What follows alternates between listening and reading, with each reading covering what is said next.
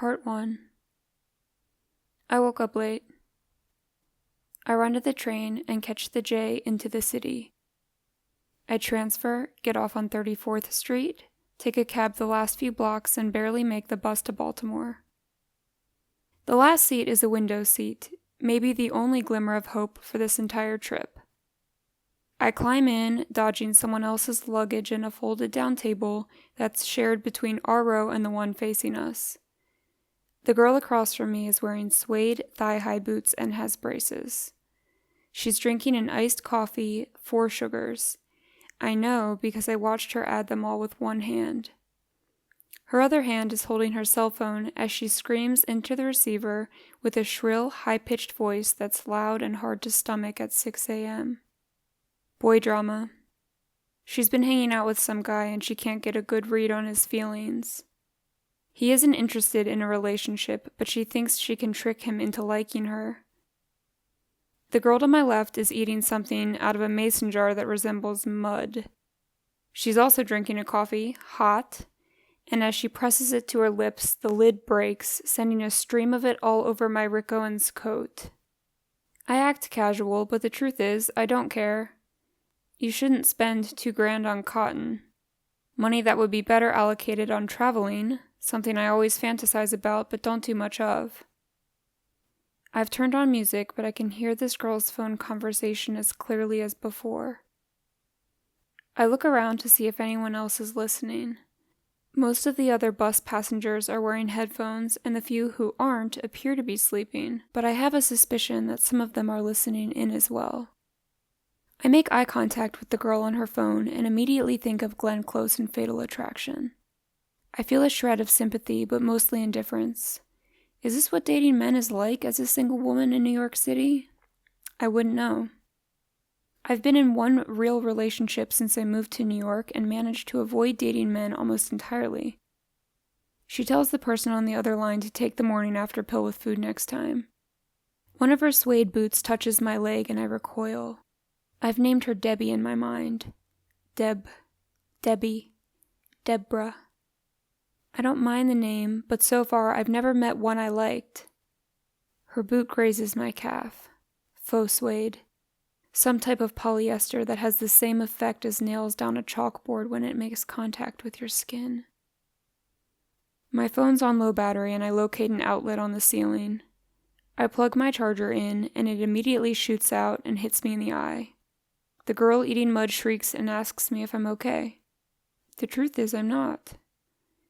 I haven't been to Baltimore in 2 years and I never want to go back. I wink back at her, not because I want to, but because my right eye is permanently half shut from the blow. Someone has turned on the air conditioning. I catch sight of our driver who is severely overweight and profusely sweating. God damn it. There is nothing I more passionately loathe than air conditioning in winter. I turn my headphones up as loud as they go. I hope everyone hears it and hates me. Part 2. I've been in Baltimore for only a few hours and already managed to run into people I know. I catch a ride to my friend's place and we're both starving, so we head out to find food. A server at the restaurant we go to looks like a girl I went on 2 dates with in New York. On our second date, we got drunk and went to an old strip club turned gay bar. I used to do burlesque dancing at their Monday night party. We ran into some of my old coworkers and they offered us some of the strongest smelling weed I've ever encountered. We made out in front of the train and the next day she called me and told me she couldn't see me anymore. Her name was Vivica. I felt unfazed and still do. I float back to the present moment at dinner and make a joke about how all girls in New York that I've dated look the same. I tell my friend about the 2 dates I had with Vivica, but when I say her name, she looks up and I realize it is her. She acts surprised, says hi, and then says she'll come back in a little, but avoids our table for the rest of the night. Dinner is enjoyable, but the food sucks. We get the check and leave. We hop around a few bars in Fells Point. I run into a girl from college who tells me she just bought 2 houses in Baltimore. $30,000 apiece.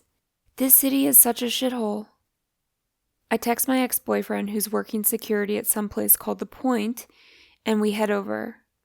He gives me a good hug, so we go in for a drink. I haven't seen him in over 2 years, and I wait for a nervous feeling in the pit of my stomach, but it never happens. He's gotten significantly more muscular, and his hair is shorter and slicked back. He looks good, but I still feel nothing. I think about the time when we were together and wonder why everyone who I've dated has been so good to me.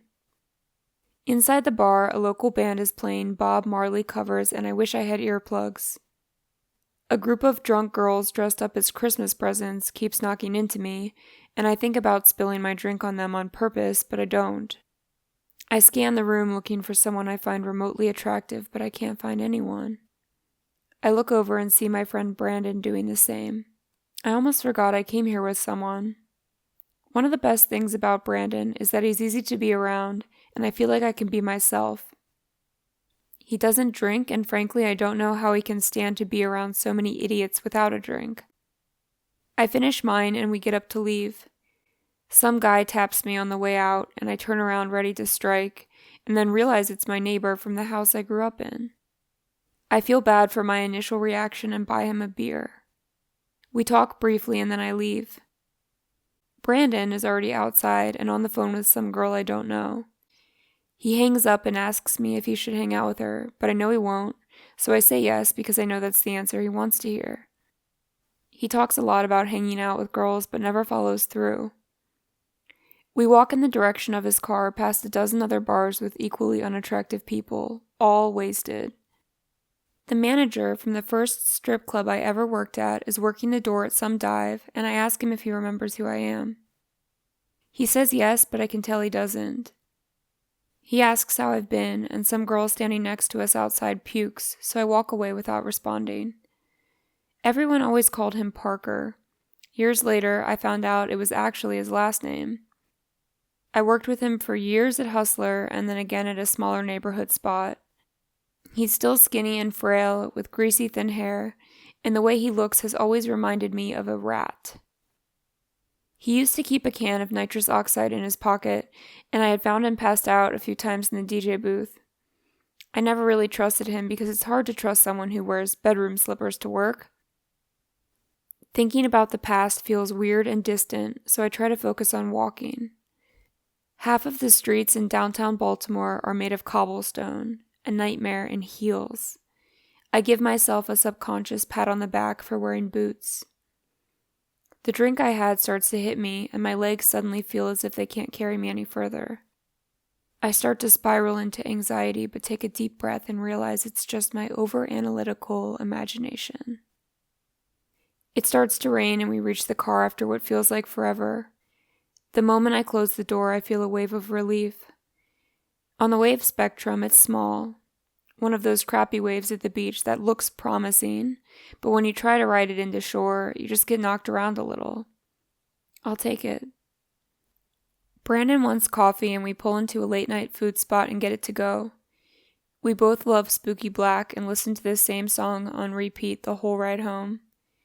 I tell him his neighborhood is sketchy, and he tells me he feels safe. For some reason, this makes me feel completely at ease.